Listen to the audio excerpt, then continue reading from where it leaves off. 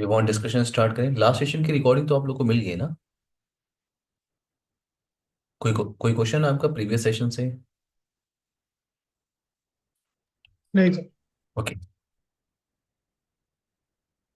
Last session आप लोगों ने आईपी वर्जन 6 पे डिस्कस किया था और वहां पे हमने IPv6 कॉन्सेप्ट को समझा था और IPv6 राउटिंग हमने कंप्लीट की थी। आज हम बात करने वाले हैं क्या, OSI मॉडल। आज जो हम डिस्कस करने वाले टॉपिक वो है आपका OSI मॉडल। कुछ भी आइडिया है आपको OSI मॉडल के बारे में? अमिता, कुछ भी सुना है आपने कभी? Yes sir. थोड़ा सा आप हेल्प कर सकते हो मेरी? Yes sir, OSI full form होगा open system interconnection. Total 7 layers होती हैं इसमें। हम्म। लेयर्स के नाम भी बता दूं सर? नहीं, इसका यूज क्या है? यूज सर, ये मोस्टली मतलब क्या करता है ये पूरे नेटवर्क में ना डिफरेंट डिफरेंट फंक्शंस मतलब तो कैटेगराइज करता है। मतलब हर एक लेयर का अपना अपना फंक्शन होता है। ठीक है। हर एक लेयर का अपना अपना फंक्शन है, ये पॉइंट सही है आपका। बट OSI मॉडल का यूज कहाँ पे है? क्यों करते हैं OSI मॉडल का यूज? जैसे सर राउटर और स्विचेस है। जैसे स्विच मतलब हमारी जितनी भी फिजिकल लेयर्स है वो लेयर 1 पे काम करती है। फिजिकल लेयर लाइक मतलब वन कहते हैं। अ, हम्म। हाँ जी सर, आपकी आवाज लेयर कट को रही हम थी। लोग लेयर वन कहते हैं। यस। हम्म। और जैसे स्विचेस है वो लेयर 2 पे डेटा लिंक लेयर पे काम करते हैं। ठीक है। और जो हमारे राउटर्स होते हैं हम्म। वो आई थिंक नेटवर्क लेयर पे नेटवर्क लेयर काम पे करते काम हैं, करते लेयर 3 पे। हैं, लेयर 3 पे तो काम। मतलब इसमें सर हमें मतलब डाटा में कैसे फॉर्मेटिंग करनी है, कहाँ पे हेडर ज्वाइन होगा, कहाँ ट्रेलर होगा, अपना एक फॉर्मेट होता है। हम्म। गुड। तो मतलब सर, हाँ इतनी मुझे मतलब है नॉलेज ठीक है, स्विचेस ठीक। के बारे में थोड़ा बहुत। ठीक है, अंकुश, विपिन, हाँ अभी। सर, यही है जो अभी बताया बता रहे हैं। हम्म। इतना ही पता है मुझे भी यही पता है। ओके। सो OSI मॉडल स्टार्ट करने से पहले थोड़ा सा हम बैक चलते हैं, ठीक है? 1980s में चलते हैं। तो पहले क्या होता था इन 1980s? मार्केट में बहुत ही कम वेंडर्स होते थे डिवाइसेस प्रोवाइड करने के लिए।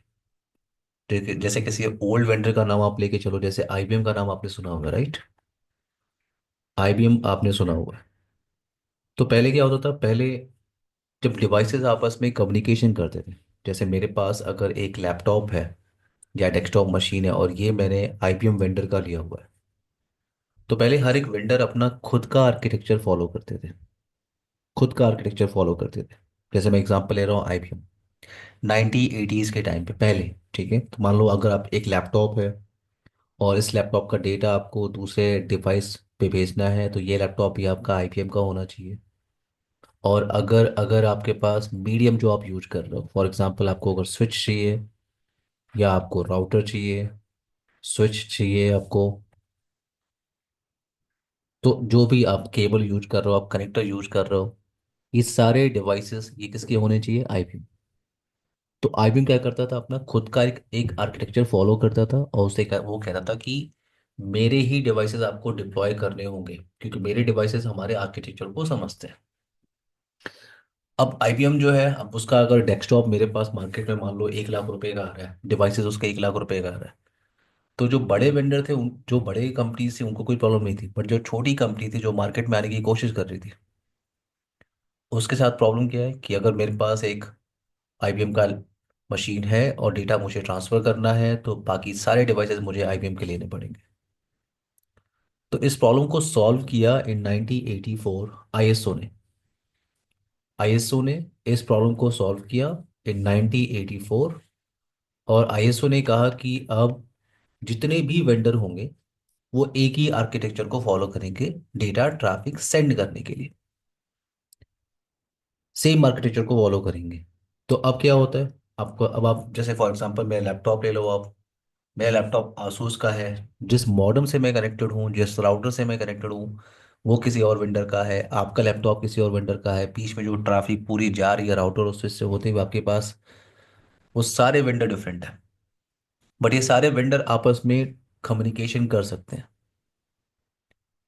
सारे वेंडर आपस में कम्युनिकेशन कर सकते हैं। ये कैसे कर सकते हैं? Behalf of OSI model. So ISO ने 1984 में एक मॉडल रिलीज किया, एक आर्किटेक्चर रिलीज किया और कहा कि इसी आर्किटेक्चर को हर एक वेंडर फॉलो करेगा। उसे कहते हैं OSI model, open system interconnection. तो OSI मॉडल से बेनिफिट क्या है कि अब डिफरेंट वेंडर आपस में कम्युनिकेशन कर सकते हैं। मेरी बात समझ में आ रही है? Vipin, Ankush, Amrita. Yes sir. Yes sir. ना OSI ने क्या किया, OSI मॉडल ने क्या किया, यहाँ पे हम पढ़ते क्यों OSI मॉडल? क्योंकि जब भी आप नेटवर्क को ट्रबल शूट करने जाते हो तो आपको OSI मॉडल की रिक्वायरमेंट होती है। आपको ये पता होना चाहिए कि बैकग्राउंड में क्या हो रहा है, और प्रॉब्लम अगर है तो किस लेयर की प्रॉब्लम है। क्योंकि OSI मॉडल ने पूरे कम्युनिकेशन को, यानी एक डिवाइस यहाँ पे है और इस डिवाइस को कम्युनिकेट करना है इस डिवाइस से, तो ये पूरा का पूरा कम्युनिकेशन आपका लेयर्स में डिवाइडेड है, लेयर्स में डिवाइडेड है। So in OSI model we have layers. कितने लेयर्स होते हैं? 7 लेयर्स होते हैं। हर एक लेयर का फंक्शन आपको पता होना चाहिए, क्योंकि जब आप नेटवर्क को ट्रबल शूट करते हो तो आपको ये क्लियर होना चाहिए कि प्रॉब्लम किस लेयर की है। ठीक है। तो फर्स्ट हम पहले लेयर को हम क्या देखते हैं? Application layer. Application layer. दूसरा क्या होता है आपका? Presentation layer. Then session layer. Then transport, network layer, data link layer और फिजिकल लेयर। आप देखते ऊपर से हो, जब आप पर जब आपको काउंट करना होता है तो आप काउंट नीचे से करते हो। फॉर एग्जांपल, आपका फर्स्ट लेयर कौन सा है? Physical layer. सेकंड लेयर कौन सा है? Data link, network, transport, session, presentation and application layer. अब हर एक लेयर का फंक्शन आपको पता होना चाहिए। हर एक लेयर का फंक्शन, जैसे पहले हम बात करने जा रहे हैं क्या? Application layer. एप्लीकेशन लेयर का काम क्या होता है? एप्लीकेशन लेयर का काम क्या होता है? जैसे अभी राइट नाउ मैंने नोटपैड ओपन किया। अगर मैं यहाँ पे सर्च करूँ तो ये नोटपैड मैंने सर्च किया। इस नोटपैड के आगे क्या लिखा हुआ है? यहाँ पे ऐप लिखा हुआ है, देख रहे हो आप लोग? ऐप। मैंने नोटपैड ओपन किया और मैंने इस नोटपैड पे कुछ भी लिखने की कोशिश की। तो अभी मैं किस लेयर पे बैठा हूँ? अभी मैं बैठा हूँ एप्लीकेशन लेयर पे। एप्लीकेशन लेयर को हम कहते हैं क्या? User interface layer. आप हमेशा एप्लीकेशन लेयर पे ही होते हो। जैसे फॉर एग्जांपल, अगर मुझे मुझे google.com से कम्युनिकेशन करना है तो मैंने गूगल क्रोम एक्सेस किया, गूगल क्रोम, और ये क्या है? आपका ऐप। तो मैंने जैसे ही क्लिक किया, यहाँ पे क्लिक किया, ये ब्राउजर जो है मैंने ओपन किया। अभी मैं किस लेयर पे हूँ? एप्लीकेशन लेयर पे, यूजर इंटरफेस लेयर। तो यूजर क्या होता है? मशीन क्या होता है? हमेशा किस लेयर पे होता है? यूजर इंटरफेस लेयर, यानी एप्लीकेशन लेयर पे। यहाँ तक कोई प्रॉब्लम नहीं है। लेकिन जैसे ही आपने उस ब्राउजर के अंदर google.com लिख के एंटर प्रेस किया, जैसे आपने लिखा google.com और एंटर प्रेस किया, तो अगली लेयर का काम स्टार्ट होता है। तो पहले इसको मेंशन कर लेते हैं, एप्लीकेशन लेयर। इसे हम क्या कहते हैं? इसे हम कहते हैं user interface layer. Interface layer. तो आप कुछ भी टास्क परफॉर्म करते हो, आप हमेशा इसी लेयर पे होते हो, एप्लीकेशन लेयर पे। और जैसे ही आपने, फॉर एग्जांपल, आपने एप्लीकेशन ओपन किया गूगल क्रोम, आपको कुछ डेटा एक्सेस करना है, आपने गूगल क्रोम ओपन किया और आपने google.com टाइप किया, तो आपने रिक्वेस्ट सेंड करना स्टार्ट किया। तो आपकी नेक्स्ट लेयर की टास्क स्टार्ट होती है। नेक्स्ट लेयर कौन सा है आपका? Presentation layer. प्रेजेंटेशन लेयर क्या करता है आपका? प्रेजेंटेशन लेयर डेटा रिप्रेजेंटेशन काम करता है। Data representation. अब आप बताओ कि एक सिंपल चाय वाले को भी फेसबुक चलाना आता है, राइट? अमिता, अंकुश, विपिन, क्या उसको पता है कि ये ट्रैफिक उसको राउटर और स्विच से होके आ रही है? उसको पता है ये HTML पेज है? Everyone? No sir. No no sir. Sir. पता है? नॉर्मल यूजर को नहीं पता है, विपिन। उसको क्या चाहिए? उसने google.com या facebook.com टाइप किया और डेटा उसको दिख रही है, दैट्स इट। तो प्रेजेंटेशन लेयर क्या करता है? डेटा को यूजर फ्रेंडली बनाता है। जैसे प्रेजेंटेशन लेयर का काम होता है कि डेटा रिप्रेजेंटेशन करना। जिस फॉर्मेट में डेटा था उसी फॉर्मेट में डेटा आपको मिल रहा है। फॉर एग्जांपल, मेरे पास सोर्स के पास एक फाइल है जो VLC फॉर्मेट या JPG फॉर्मेट में है। अगर मैं उसको डेस्टिनेशन पे भेज रहा हूँ तो वो उसे उसी फॉर्मेट में मिल रही है, ये काम किसका है? प्रेजेंटेशन लेयर का, डेटा रिप्रेजेंटेशन, फर्स्ट टास्क। तो पहला टास्क प्रेजेंटेशन लेयर का काम क्या होता है? Data representation, data representation. Next task क्या होता है? इंक्रिप्शन। इंक्रिप्शन, इंक्रिप्शन के लिए कौन सा मेथड होता है मैं ये सब बात नहीं कर रहा हूँ, बट इंक्रिप्शन और डिक्रिप्शन ये दोनों टास्क आपके परफॉर्म होते हैं।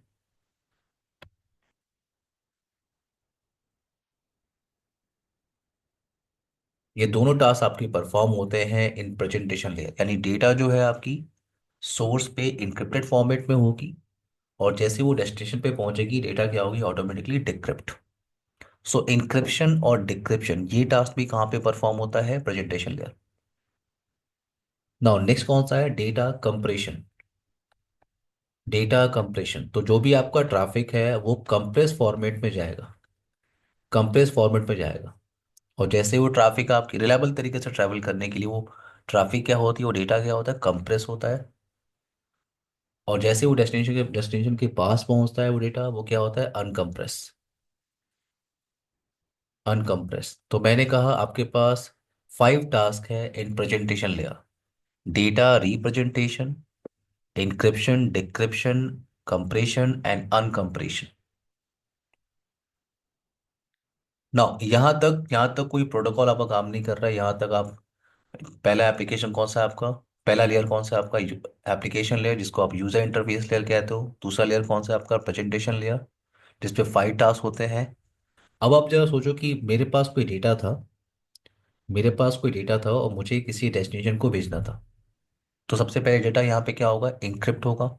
अभी मैंने आपको बताया प्रेजेंटेशन लेयर क्या करेगा? डेटा को इंक्रिप्ट करेगा और डेटा को कंप्रेस भी कर दिया। बट ये डेटा अगर मुझे आपसे शेयर करना है तो मैं मुझे पहले डिवाइस से एक कनेक्शन स्टैब्लिश करना होगा। मुझे डिवाइस से क्या करना होगा? एक कनेक्शन स्टैब्लिश करना होगा, और जैसे ही कनेक्शन स्टैब्लिश होगा देन डेटा ट्रांसफर होगा। तो आपकी अगली लेयर के काम स्टार्ट होती है, वो कौन सा है आपका? Session layer. सेशन लेयर का काम क्या है? सेशन लेयर का काम है, it is use to establish, maintain and terminate the session. Session layer क्या करता है? It is use to establish. जैसे फॉर एग्जांपल आपने एक टैब ओपन किया, आपने अपने लैपटॉप में एक टैब ओपन किया गूगल क्रोम के अंदर, आपने लिखा google.com। एक और टैब ओपन किया, आपने लिखा youtube.com। तो आपने एक सेशन स्टैब्लिश किया, इस टैब के अंदर क्या हो रहा है? गूगल का डेटा सिर्फ आपको दिख रहा है, और जब आप यूट्यूब पे क्लिक करोगे आपको सिर्फ यूट्यूब का डेटा दिख रहा है। तो डिवाइस क्या कर रहा है? हर एक सेशन को मेंटेन कर रहा है।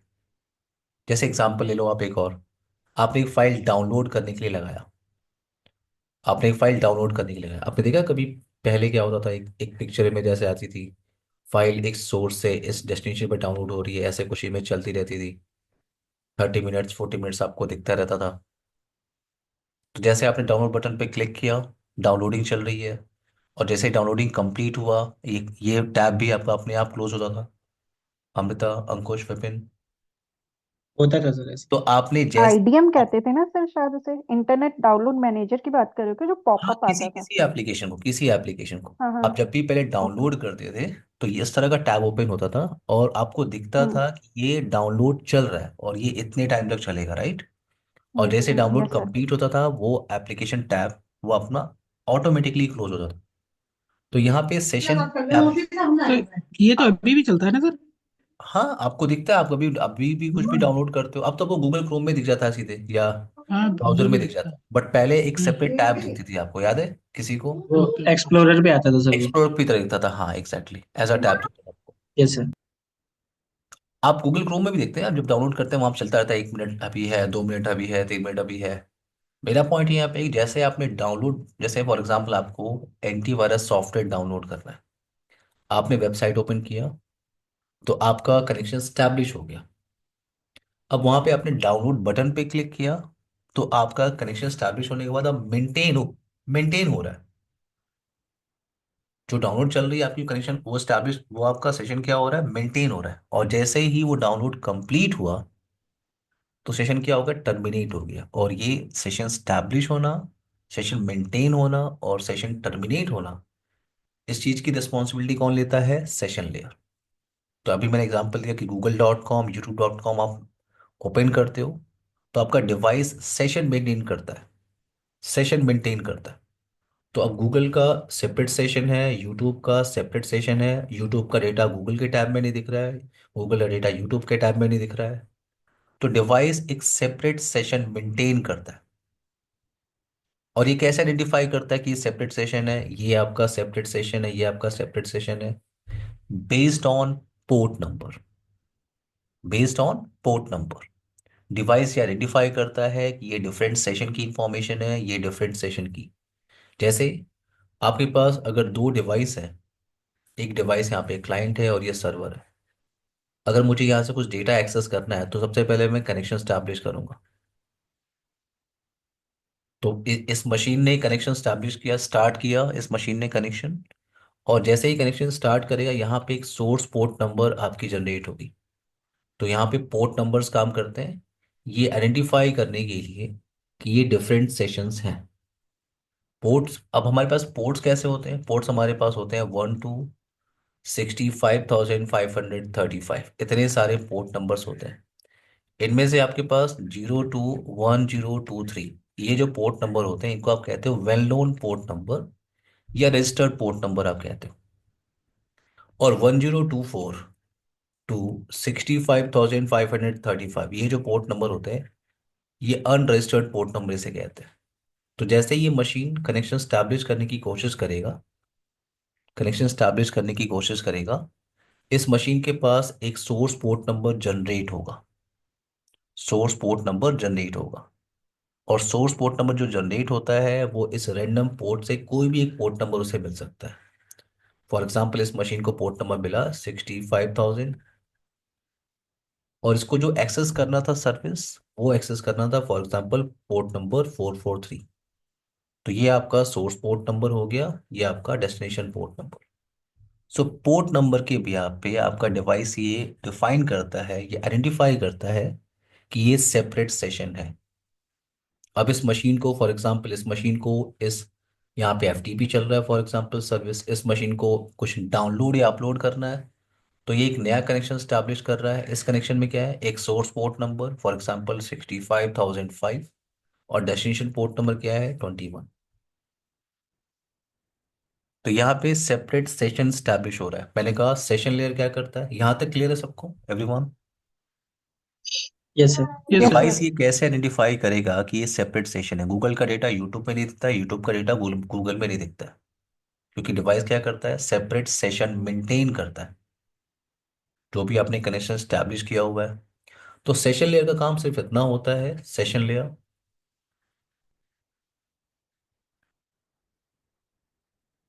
सेशन लेयर का काम क्या होता है? स्टैब्लिश करना, मेंटेन करना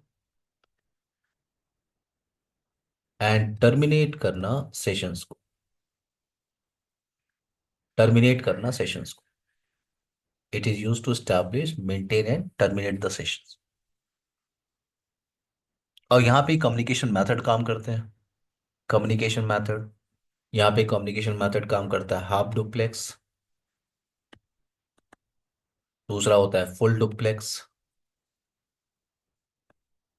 हाफ डुप्लेक्स क्या होता है? इस अगर ये कम्युनिकेशन मोड चल रहा है, इसका मतलब क्या होता है? You can send and receive data but only one at the time. Half duplex में क्या होता है? या तो आप डेटा सेंड कर सकते हो या रिसीव कर सकते हो, लेकिन एक बार में कोई एक टास्क आप कर सकते हो। फुल डुप्लेक्स कम्युनिकेशन का मतलब क्या होता है कि आप डेटा सेंड भी कर रहे हो और रिसीव भी कर रहे हो। तो यहाँ पे एक कम्युनिकेशन मोड काम करता है, in session layer communication mode काम करता है, और दो कम्युनिकेशन मोड होते हैं आपके, हाफ डुप्लेक्स कम्युनिकेशन मोड और फुल डुप्लेक्स कम्युनिकेशन मोड। तो मैं एक बार फिर से आपको बताता हूँ। एप्लीकेशन लेयर पे क्या हुआ था? आपने नोटपैड ओपन किया, उसमें लिखा CSNA ट्रेनिंग।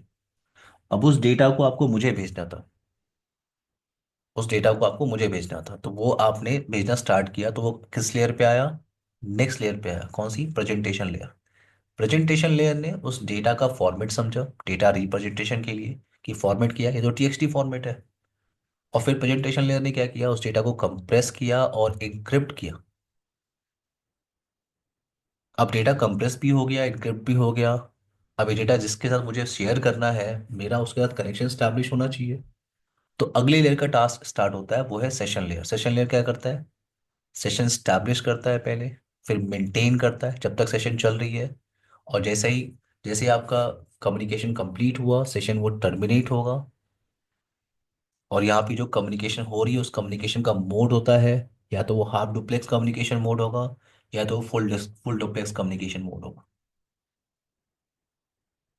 इन अभी जो आपने डिस्कस किया है, एप्लीकेशन एप्लीकेशन प्रेजेंटेशन और सेशन सेशन लेयर, इनको हम कहते हैं सॉफ्टवेयर, या सॉफ्टवेयर लेयर आप कह सकते हो। इसे कहते हैं सॉफ्टवेयर लेयर। और जो अभी आप नेटवर्क, डेटा और फिजिकल आप देखते हो, इनको कहते हैं क्या? Hardware layer. तो हार्डवेयर जो डिवाइसेस होती हैं वो इन लेयर्स पे काम करती है। और एप्लीकेशन प्रेजेंटेशन सेशन आप इसको क्या कहते हो? Software layer. और ये जो ट्रांसपोर्ट लेयर होता है, ये आपका सॉफ्टवेयर और हार्डवेयर लेयर के बीच में कम्युनिकेशन बनाने का काम करता है। कौन सा? Transport layer. तो एप्लीकेशन प्रेजेंटेशन सेशन को, इसको हम कहते हैं software layer. Network, data, physical, इसको हम कहते हैं हार्डवेयर लेयर। और ट्रांसपोर्ट लेयर क्या करेगा? दोनों के बीच में कम्युनिकेशन बनाए। ना, ट्रांसपोर्ट लेयर का काम क्या है? तो आपने क्या किया? आपने डेटा को एनक्रिप्ट किया, कंप्रेस किया, और फिर आपको ये भी पता हो गया कि कनेक्शन किसके साथ स्टैब्लिश करना है। कनेक्शन स्टैब्लिश भी हो गया। अब डेटा अगली लेयर पे आती है, और यहां से डेटा का फॉर्मेट स्टार्ट होता है। यहां से जो डेटा आप भेज रहे हो उसका फॉर्मेट स्टार्ट होता है। और अगली लेयर कौन सी है आपकी? Transport layer.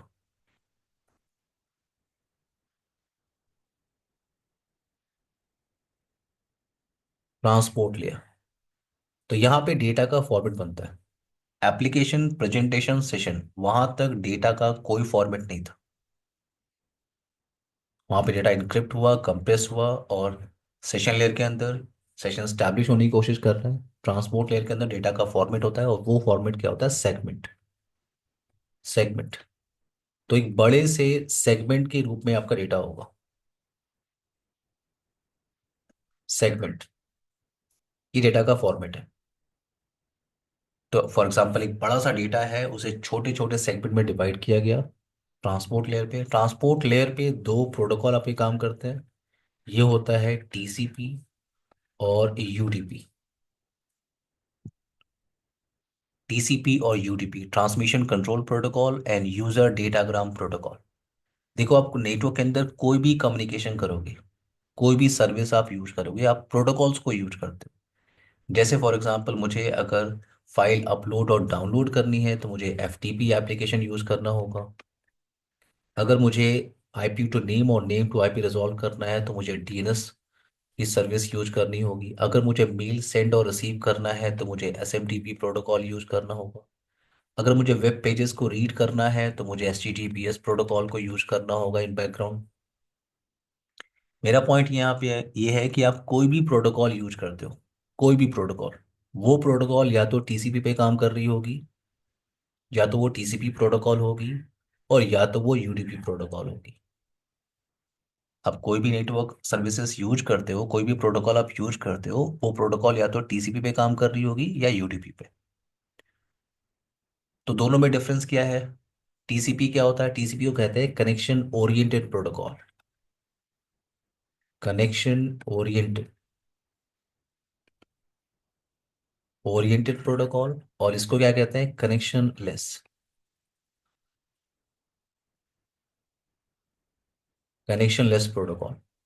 कनेक्शन ओरिएंटेड और कनेक्शन लेस का मतलब क्या होता है? कनेक्शन ओरिएंटेड का मतलब, इस प्रोटोकॉल को एक्नॉलेजमेंट चाहिए, इस प्रोटोकॉल को एक्नॉलेजमेंट चाहिए। और कनेक्शन लेस का मतलब, मुझे एक्नॉलेजमेंट नहीं चाहिए, आई डोंट केयर। एक्नॉलेजमेंट का मतलब कि मैं अगर किसी को हेलो भेज रहा हूँ, फॉर एग्जांपल मैंने आपको हेलो भेजा, और आपकी साइड से मुझे रिस्पॉन्स आया कि हेलो, तो मैं श्योरिटी ले सकता हूँ कि मेरा ट्रैफिक आपके पास पहुंचा था। बट अगर मैंने कोई कम्युनिकेशन के लिए हाय बोला और आपके साइड से रिप्लाई नहीं आया, मैंने सिर्फ हाय बोल दिया, तो मुझे ये श्योर नहीं हूं मैं कि ये ट्रैफिक जो मैंने जनरेट किया था हाय, ये आपके पास पहुंचा है कि नहीं। तो ट्रांसपोर्ट लेयर पे दो प्रोटोकॉल काम करते हैं, टीसीपी और यूडीपी। टीसीपी क्या होता है, कनेक्शन ओरिएंटेड। यूडीपी क्या होता है, कनेक्शन लेस। मैंने आपसे कहा कोई भी प्रोटोकॉल आप यूज करो, एफटीपी, डीएनएस, एसएमटीपी, एचटीटीपी, कोई भी प्रोटोकॉल आप यूज करो, वो प्रोटोकॉल या तो टीसीपी पे काम कर रहा होगा या तो यूडीपी पे काम कर रहा होगा। अब आप ये कैसे पता करोगे कौन सा प्रोटोकॉल टीसीपी पे काम कर रहा है? यस विपिन। सर एक प्रोटोकॉल देखने में आता है ये ट्रांसमिशन के लिए, आरटीपी, वो भी इसी आरटीपी, का कुछ। आरटीपी हाँ रिलायबल ट्रांसपोर्ट प्रोटोकॉल। आरटीपी आपका एआरजीआरपी के लिए, एआरजीआरपी जो प्रोटोकॉल यूज करता है, हाँ हाँ। जो प्रोटोकॉल यूज करता है उसे आरटीपी कहते हैं, रिलायबल ट्रांसपोर्ट प्रोटोकॉल। तो ये ओके आपका ईआरजीआरपी है, ठीक है। ये ओके टीसीपी और यूडीपी पे काम नहीं करता, ठीक है। Okay okay. कुछ प्रोटोकॉल ऐसे भी है जो टीसीपी और यूडीपी पे काम नहीं करते, ठीक है। ठीक है। सुनो, बट मैंने आपसे कहा कि ऐसे बहुत से प्रोटोकॉल्स हैं जिनको आप यूज करोगे, वो या तो टीसीपी पे काम कर रहे होंगे या तो यूडीपी पे। अब आपको कैसे ये क्लियर होगा कि ये प्रोटोकॉल टीसीपी पे काम कर रहा है, ये यूडीपी पे काम कर रहा है, कैसे क्लियर होगा? तो देखो, जिस प्रोटोकॉल पे आप हमेशा काम कर रहे हो तो उसके उसके साथ आप फेमिलियर हो। बट जैसे जैसे आप प्रोटोकॉल पे, बाकी प्रोटोकॉल पे काम करते हो, आपको आइडिया होता है। अदरवाइज आपको गूगल की हेल्प लेनी होती है। इतने सारे प्रोटोकॉल्स को आप याद नहीं कर सकते कि कौन सा प्रोटोकॉल आपका टीसीपी पे काम कर रहा है, कौन सा प्रोटोकॉल आपका यूडीपी पे काम कर रहा है। थोड़ी सी हेल्प आपको गूगल से लेनी पड़ेगी।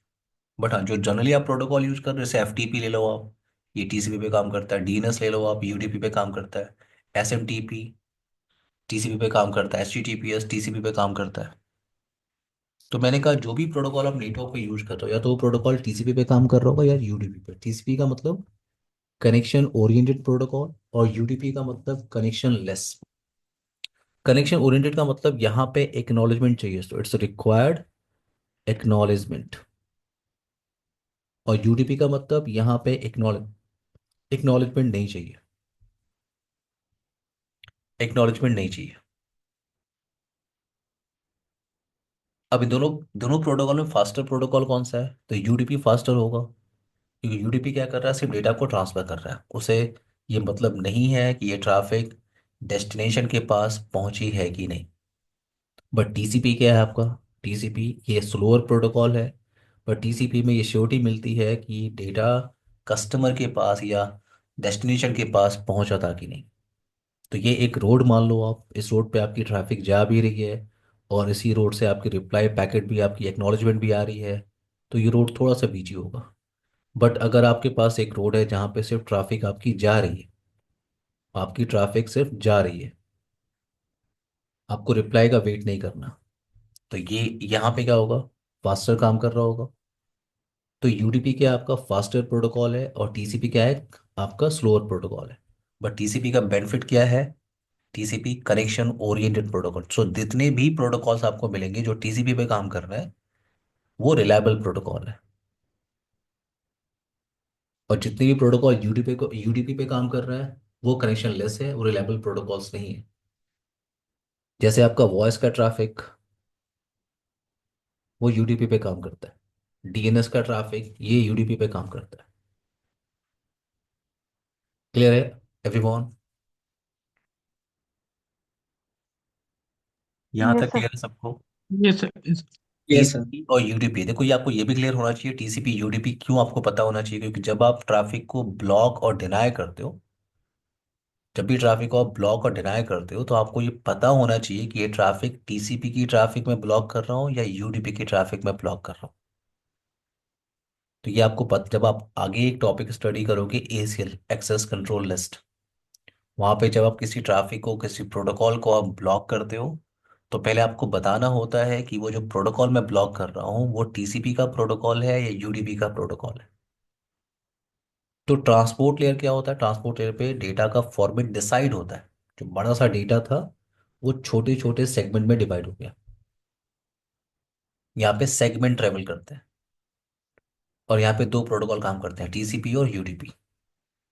ना, अब ये जो सेगमेंट है आपका, ये सेगमेंट, जैसे ये सेगमेंट आपकी नेटवर्क लेयर पे आता है, नेटवर्क लेयर क्या करता है? नेटवर्क लेयर पे एक पर्सन वहां पे चाकू लेके खड़ा है, और उसने इस बड़े से सेगमेंट को छोटे छोटे पैकेट्स में डिवाइड करना स्टार्ट किया। तो यहाँ पे जो डेटा का फॉर्मेट होता है, वो कौन से फॉर्मेट में होता है? पैकेट्स के फॉर्मेट में। डेटा का फॉर्मेट क्या होता है? पैकेट्स। सेगमेंट कहाँ पे बनते हैं? Transport layer. पैकेट्स कहाँ पे बनते हैं? Network layer. और यहाँ पे आपका पाथ सिलेक्शन होता है। पाथ सिलेक्शन कहाँ पे होता है आपका? Network layer. क्यों होता है? क्योंकि यहाँ पे जो डिवाइस काम करती है उसे आप क्या कहते हो? Router device. और राउटर पे क्या होता है? Path selection. तो नेटवर्क लेयर पे डेटा का फॉर्मेट क्या होता है? पैकेट्स। पाथ सिलेक्शन कहाँ पे होते हैं? नेटवर्क लेयर पे। और डिवाइस कौन सा यहाँ पे काम करता है? Router device. ना अब ये जो पैकेट्स है आपका, ये पैकेट जैसे ही नेक्स्ट लेयर पे आता है, वो कौन सी है आपकी? Data link layer. Data link layer पे ये जो पैकेट्स आपके आ रहा है, पैकेट्स, किसी पैकेट का साइज स्मॉल है, कोई पैकेट आपका बड़ा है। अब जैसे ही packet data link layer receive करता है, वो उसको एक सीक्वेंस वाइज डालता है। डेटा की सीक्वेंसिंग करता है, और उस कॉन्सेप्ट को हम कहते हैं क्या? फ्रेमिंग। यहाँ पे डेटा लिंक लेयर क्या करता है? फ्रेमिंग करता है। ये भी आपका फॉर्मेट है, डेटा का फॉर्मेट है।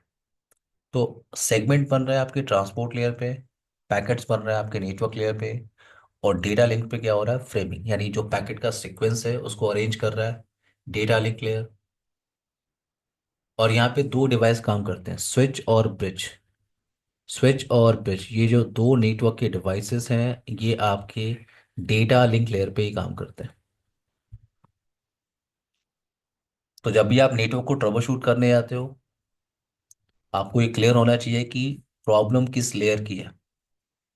अगर ट्रैफिक दूसरे नेटवर्क में नहीं जा रहा है, तो ट्रबल शूटिंग हमेशा आप लेयर वन से स्टार्ट करते हो, फिजिकल लेयर से। जब भी आपका नेटवर्क कुछ प्रॉब्लम कर रहा है, डाउन है, पैकेट ट्रैवल नहीं कर रहे हैं, तो आप फिजिकल लेयर से ट्रबल शूट करते हो। फिजिकल लेयर का मतलब सबसे पहले आप एनएसई कार्ड को चेक करते हो। तो मैं नेक्स्ट लेयर की बात कर रहा हूँ, वो है आपका physical layer.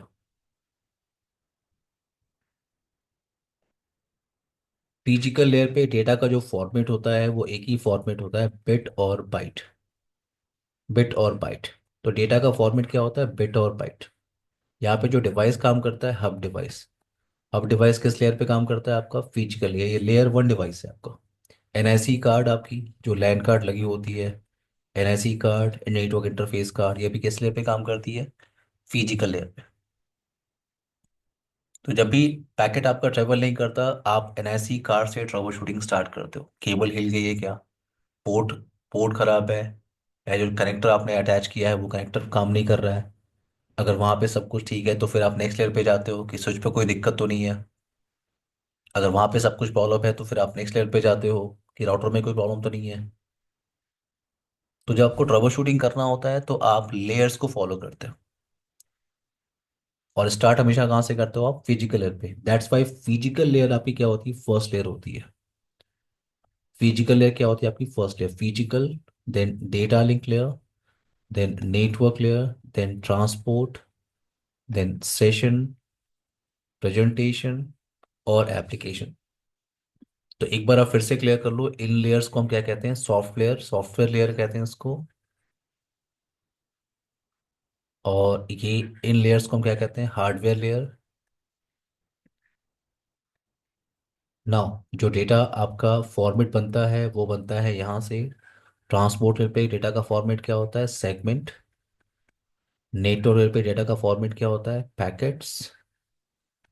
Data link layer पे डेटा का फॉर्मेट क्या होता है? फ्रेमिंग। यहाँ पे फ्रेमिंग होती है। और फिजिकल लेयर पे आपका बिट और बाइट।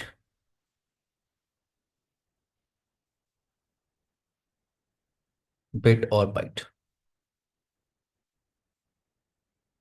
यहाँ तक क्लियर सबको? अमृता, अंकुश, विपिन, कोई क्वेश्चन है किसी? Yes sir. Yes sir. कोई क्वेश्चन है किसी का? थ्योरेटिकली है, ठीक है। कोई प्रैक्टिकल इम्प्लीमेंटेशन आपको इसमें नहीं मिलता। पर जब आप नेटवर्क ट्रबल शूट करते हो, तो आपको वैसे मॉडल पता होना चाहिए कि किस लेयर पे क्या टास्क परफॉर्म होता है। डिवाइसेस अभी आपने देखा, नेटवर्क लेयर पे डिवाइस कौन सी काम करती है, आपको बेसिक आइडिया होना चाहिए। नेटवर्क लेयर पे डिवाइस कौन सी काम कर रही है? राउटर। और डेटा लेयर पे आपकी डिवाइस कौन सी काम कर रही है? स्विच और ब्रिज।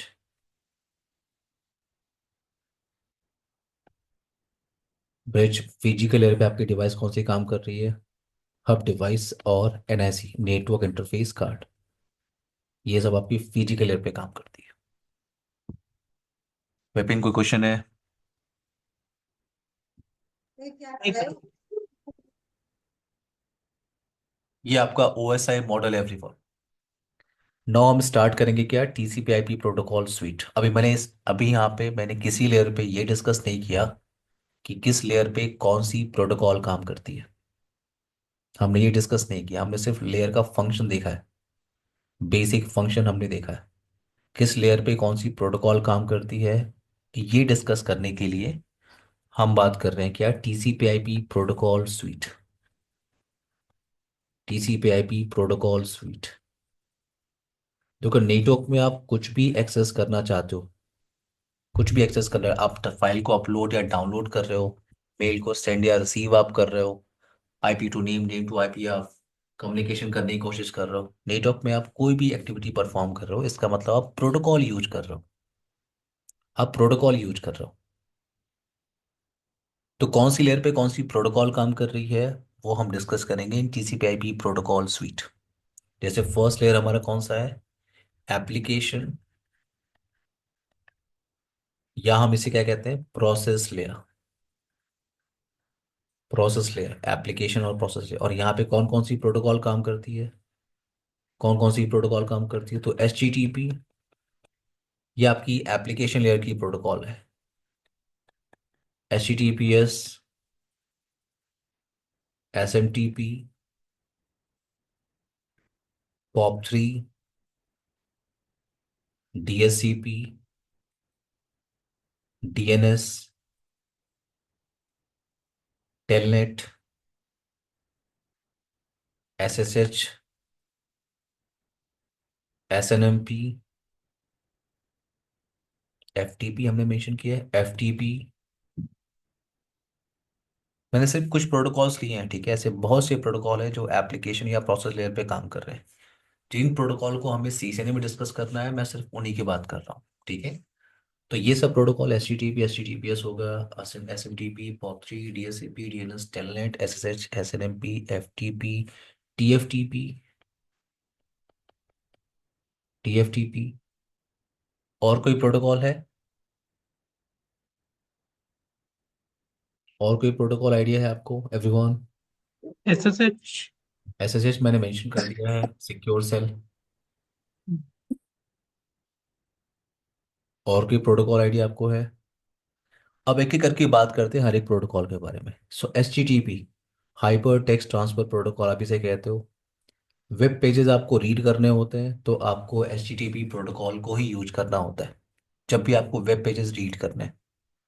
HTTP की प्रॉब्लम क्या है कि ये क्लियर टेक्स्ट कम्युनिकेशन आपको प्रोवाइड करता है। क्लियर टेक्स्ट का मतलब, अगर सोर्स और डेस्टिनेशन के बीच में किसी ने पैकेट को कैप्चर किया तो वो वेरीफाई कर सकता है कि क्या इंफॉर्मेशन जा रही है। HTTP जिस पोर्ट नंबर पे काम करता है वो है पोर्ट नंबर 80। तो हर एक प्रोटोकॉल का पोर्ट नंबर होता है, और पोर्ट नंबर आपको पता होना चाहिए। क्यों? क्योंकि जब आप ट्रैफिक को अलाउ ब्लॉक करते हो आप, तो आपको आपको उस प्रोटोकॉल का पोर्ट नंबर डिफाइन करना होता है। तो प्रोटोकॉल या सर्विसेज का पोर्ट नंबर आपको पता होना चाहिए। तो HTTP का पोर्ट नंबर क्या है, 80, और ये क्लियर टेक्स्ट कम्युनिकेशन प्रोवाइड करता है। दैट्स वाई हम HTTPS कॉन्सेप्ट को यूज करते हैं।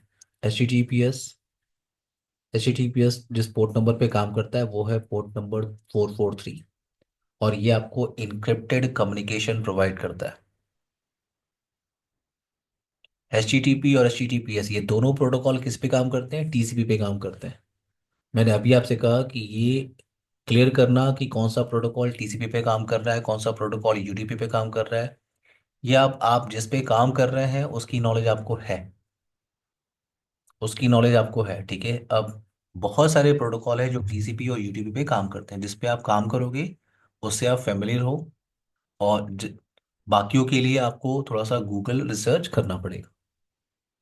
SMTP simple mail transfer protocol, और POP3 post office protocol version 3, ये दोनों प्रोटोकॉल हम यूज करते हैं मेल को सेंड और रिसीव करने के लिए। SMTP, SMTP का पोर्ट नंबर क्या होता है, पोर्ट नंबर 25, एंड POP3 का पोर्ट नंबर होता है 110, 110। कुछ प्रोटोकॉल्स ऐसे हैं जिनके लिए हमें सिर्फ थ्योरेटिकल डिस्कशन करना है, कुछ प्रोटोकॉल्स ऐसे हैं जिसको आपको प्रैक्टिकली इम्प्लीमेंट करना है। जैसे डीएससीपी। डीएससीपी के लिए आपको पूरा डिस्कस करना होगा। डीएससीपी को सुना है कभी आपने डीएससीपी के बारे में? Yes sir. क्या होता है डीएससीपी? सर डीएससीपी में जो आईपी असाइन होता है वो ऑटोमेटिकली होता है सर, थ्रू राउटर या थ्रू सर्वर, जिसके थ्रू भी हम करते हैं। डीएससीपी डीएससीपी का फुल फॉर्म क्या होता है? विपिन, अमृता।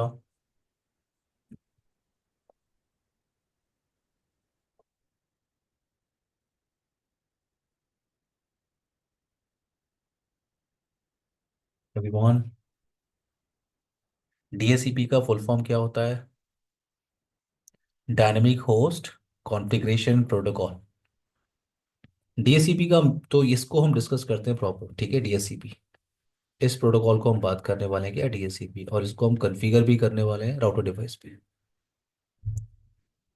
डिवाइस को आईपी एड्रेस देने का दो मेथड होता है आपके पास। अगर एक लैपटॉप है और आपको उसे आईपी एड्रेस कॉन्फ़िगर करना है तो दो मेथड है। पहला मेथड क्या है आपके पास आईपी कॉन्फ़िगरेशन करने का? पहला मेथड होता है क्या, स्टैटिक, कि आप स्टैटिकली डिवाइस को आईपी दे सकते हो। स्टैटिक अगर डिवाइस को आपको आईपी देनी है, सिंपल सा टास्क है, आपको लैंड कार्ड की सेटिंग ओपन करनी है, राइट क्लिक करना है किसी भी लैंड कार्ड पे, प्रॉपर्टीज पे जाना है, और ये मैंने internet protocol TCP IP version 4 को सेलेक्ट किया, प्रॉपर्टीज पे गया और मैंने आईपी कॉन्फ़िगर कर दिया। ये जो मैंने आईपी कॉन्फ़िगर किया 192.168.10.15 आपको दिख रहा है, ये स्टैटिक मेथड है। स्टैटिकली मैं आईपी कॉन्फ़िगर कर सकता हूँ। अब अगर मैं एक स्मॉल नेटवर्क में काम कर रहा हूँ, मेरे पास एक दो चार पाँच 10 कंप्यूटर हैं, तो मैं हर एक मशीन पे जाके स्टैटिक आईपी एड्रेस कॉन्फ़िगरेशन कर सकता हूँ। स्टैटिकली आईपी एड्रेस कॉन्फ़िगरेशन में कर सकता हूँ। बट जरा आप सोचो कि अगर आप एक बड़े इंफ्रा में काम कर रहे हो, एक बड़े इंफ्रा में आप काम करो जहाँ पे आपके पास 100 कंप्यूटर्स हैं या 200 कंप्यूटर्स हैं, इनको आपको अगर आईपी कॉन्फ़िगर करना हो स्टैटिकली, तो आप सोचो अगर एक डिवाइस पे आपको आईपी कॉन्फ़िगर करने में सिर्फ 1 मिनट अगर लगता है स्टैटिकली, तो आपके पास 200 कंप्यूटर है। अप्रॉक्स आप 3 आवर्स के बाद आप कह सकते हो, 3 घंटे के बाद आप कह सकते हो कि हाँ, हर एक डिवाइस पे आईपी कॉन्फ़िगर हो गया। तो अगर मैं किसी बड़े इंफ्रा में आईपी एड्रेस प्रोवाइड कर रहा हूँ क्लाइंट्स मशीन को स्टैटिकली, तो ये टाइम लेगा। तो पहला प्रॉब्लम क्या है स्टैटिक का एक बड़े इंफ्रा में? टाइम। दूसरा ह्यूमन एफर्ट, कि मुझे मुझे ही सारा कॉन्फ़िगरेशन करना है। तीसरी प्रॉब्लम क्या आ सकती है कि हो सकता है कि मैं सेम आईपी को दो डिवाइसेस पे कॉन्फ़िगर कर दूं।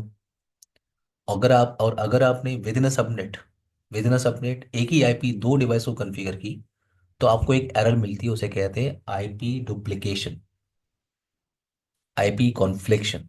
कभी सुना आपने ये एरर देखा है कभी? Yes sir. Amrita, yes sir, देखा है। विपिन, अगर हाँ आप जी सर, देखा है। सेम सबनेट में अगर आपने आईपी एक ही आईपी दो डिवाइसेस को दी, आप पैकेट ऐसे में ट्राई करिएगा। पैकेट ऐसे में दो लैपटॉप लीजिएगा, केबल कनेक्ट करिएगा, जो आईपी आपने पहले मशीन पे कॉन्फ़िगर किए है वही आईपी आप दूसरे मशीन पे कॉन्फ़िगर करिए, आपको आईपी डुप्लीकेशन की एरर आएगी। तो ये भी हो सकता है कि मैंने गलती से एक ही आईपी उस नेटवर्क में किसी और मशीन को भी दे दी है, और अब मैं हर एक कंप्यूटर पे चेक कर रहा हूँ आईपी डुप्लीकेशन के एरर को। मेरा पॉइंट यहाँ पे ये है कि एक बड़े इंफ्रा में आईपी एड्रेस प्रोवाइड करना स्टैटिकली ये डिफिकल्ट टास्क है। तो हमारे पास ऑप्शन क्या होता है कि डीएससीपी का ऑप्शन, कि काश कुछ ऐसा होता कि 200 कंप्यूटर्स को जो आईपी एड्रेस मिलती वो स्टैटिकली मिल जाती। 200 कंप्यूटर्स पे जो आईपी एड्रेस मिलती वो स्टैटिकली मिल जाती। तो ये टास्क आप करते हो डीएससीपी। आपको क्या करना होता है, नेटवर्क के अंदर एक डीएससीपी सर्वर को डिप्लॉय करना होता है, एक डीएससीपी सर्वर, और यहाँ पे आपने एक स्विच लिया, एक स्विच, और सारे कंप्यूटर्स को आपने कनेक्ट किया, ये सारे कंप्यूटर्स, और ये आपका क्या है, डीएससीपी सर्वर। तो मैं डायनेमिकली आईपी एड्रेस प्रोवाइड करना चाहता हूँ सारे क्लाइंट मशीन को, तो आपने एक डीएचसीपी सर्वर प्रिपेयर किया, नेटवर्क पे लगा दिया, और ये जो क्लाइंट कंप्यूटर्स हैं, इनको आईपी एड्रेस ऑटोमेटिकली मिल जाती है। अब पॉइंट यहाँ पे ये है कि ये जो मशीन है, ये मशीन, इस मशीन के पास आईपी तो है ही नहीं। तो ये कैसे पता करेगा कि ये जो है वो डीएचसीपी सर्वर है? ये कैसे पता करेगा कि ये डीएचसीपी सर्वर है, इसी से आईपी लेनी है? तो यहाँ पे क्लाइंट के पास क्या है, कोई आईपी नहीं है। तो क्लाइंट क्या करता है, जब क्लाइंट के पास कोई आईपी नहीं होती है ना, तो क्लाइंट क्या करता है, क्लाइंट नेटवर्क के अंदर एक मैसेज भेजता है, और उस मैसेज को क्या कहते हैं, डिस्कवर मैसेज।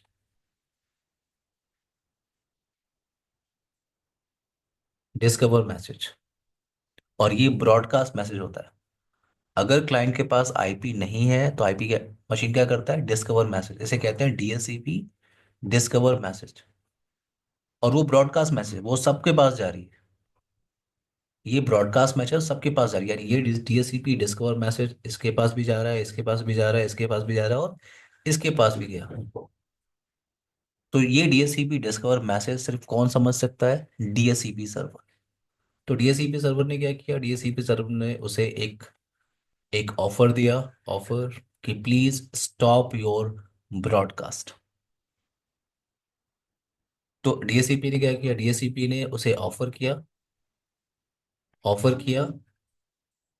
डीएचसीपी ने उसे ऑफर किया कि प्लीज स्टॉप योर ब्रॉडकास्ट, मैं हूँ डीएचसीपी सर्वर, मैं आपको आईपी एड्रेस प्रोवाइड कर सकता हूँ। अब ये क्लाइंट क्या करेगा, अब ये क्लाइंट जो है आपका, ये डायरेक्ट एक मैसेज भेज रहा है, रिक्वेस्ट मैसेज उसे कहते हैं। डायरेक्ट रिक्वेस्ट कर रहा है कि please provide me IP address. तो ये जो डीएचसीपी सर्वर है वो उसे आईपी एड्रेस प्रोवाइड करता है। IP address, mask, gateway, DNS की एंट्री, वो सारी इंफॉर्मेशन प्रोवाइड करता है, उसे कहते हैं क्या, acknowledgement.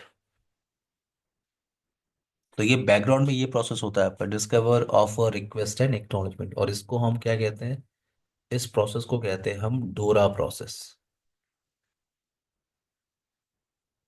Discover, offer, request and acknowledgement, इसे कहते हैं डोरा प्रोसेस। यहाँ तक क्लियर है सबको? Yes sir. Yes advance sir. इस टॉपिक को हम कॉन्फ़िगर करने वाले हैं, डीएचसीपी हम लोग कॉन्फ़िगर करने वाले हैं राउटर पे, आज नहीं करेंगे, कल करेंगे, ठीक है? वैसे डीएचसीपी एक एक प्रोटोकॉल है, एक सर्विस है, ठीक है? इसे आप विंडोज सर्वर पे भी कॉन्फ़िगर करते हो, लिनक्स सर्वर पे भी कॉन्फ़िगर करते हो, राउटर पे भी कॉन्फ़िगर करते हो, स्विच पे भी कॉन्फ़िगर करते हो। आप इसको फायरवॉल में भी कॉन्फ़िगर करते हो, आपके घर पे जो वाईफाई मॉडेम लगा हुआ है उसमें भी डीएचसीपी चल रहा होता है। तो डीएचसीपी एक सर्विस या प्रोटोकॉल है जो आप डिवाइसेस पे कॉन्फ़िगर कर सकते हो। जैसे हम लोग सीसेन स्टडी कर रहे हैं, तो हम लोग किसके बारे में जानने की कोशिश कर रहे हैं, राउटर और स्विच के साथ कैसे काम करते हैं। तो हमें जो डीएचसीपी कॉन्फ़िगर करना है वो राउटर और स्विच पे करना है। अगर आप सर्वर स्टडी कर रहे हो तो आपको माइक्रोसॉफ्ट विंडोज सर्वर पे कॉन्फ़िगर करना होता है।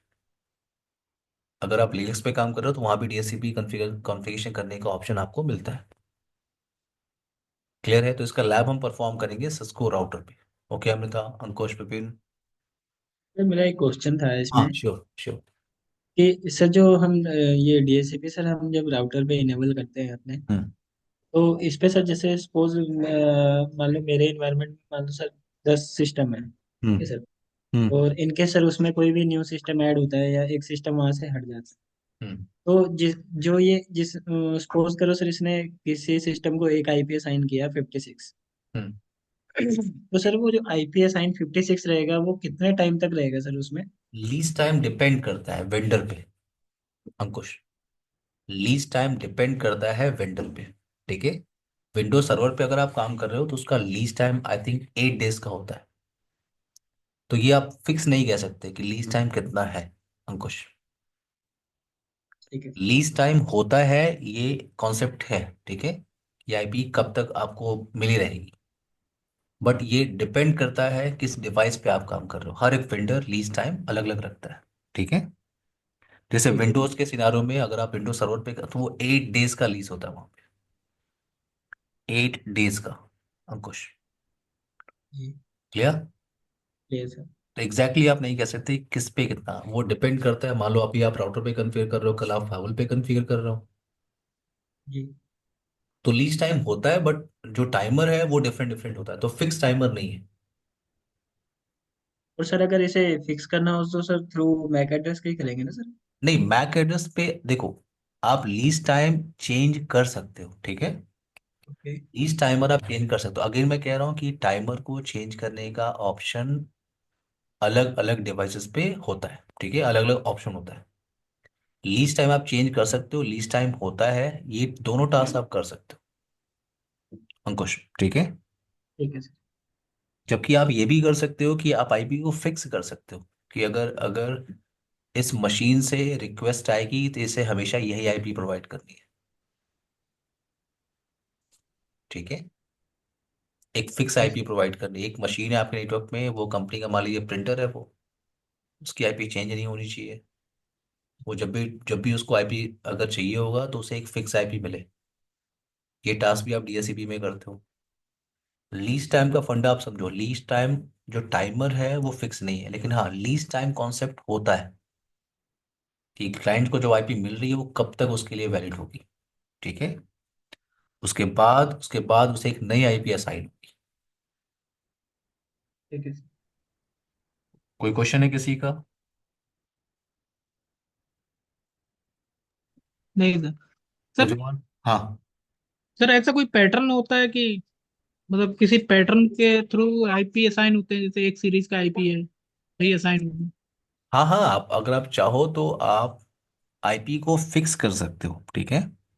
कि हम्म। क्योंकि इस मशीन के पास अगर आईपी नहीं है, इस मशीन के पास आईपी नहीं, उसके पास सिर्फ क्या है, मैक एड्रेस है, हम्म। ठीक है। आई डिवाइस के पास दो इंफॉर्मेशन होती है, आईपी और मैक। हम्म। आईपी एड्रेस तो आप चेंज कर सकते हो, बट मैक आप चेंज नहीं कर सकते। मैक हर एक डिवाइस का फिक्स होता है, मैक एड्रेस। तो अगर मैं कह रहा हूँ कभी भी डीएससीपी की रिक्वेस्ट इस पर्टिकुलर मैक एड्रेस से आएगी, तो मैं उसे एक पर्टिकुलर आईपी ही प्रोवाइड करना चाहता हूँ थ्रू डीएससीपी सर्वर। तो इसमें आप क्या करते हो, आप आईपी फिक्स करते हो, आईपी रिजर्वेशन इसे कहते हैं। अच्छा, विपिन, क्लियर? ठीक है सर। अमृता, कोई क्वेश्चन है आपका? अभी नहीं सर। ओके, कल कंटिन्यू करें इस टॉपिक को। Okay sir. अगर आपका यस। कोई क्वेश्चन होगा ओएसआई मॉडल से अभी तक जो आपने डिस्कस किया है, वो आप मुझसे कल डिस्कस कर सकते हैं। Okay, okay sir. Bye everyone, take care guys. Bye. Bye.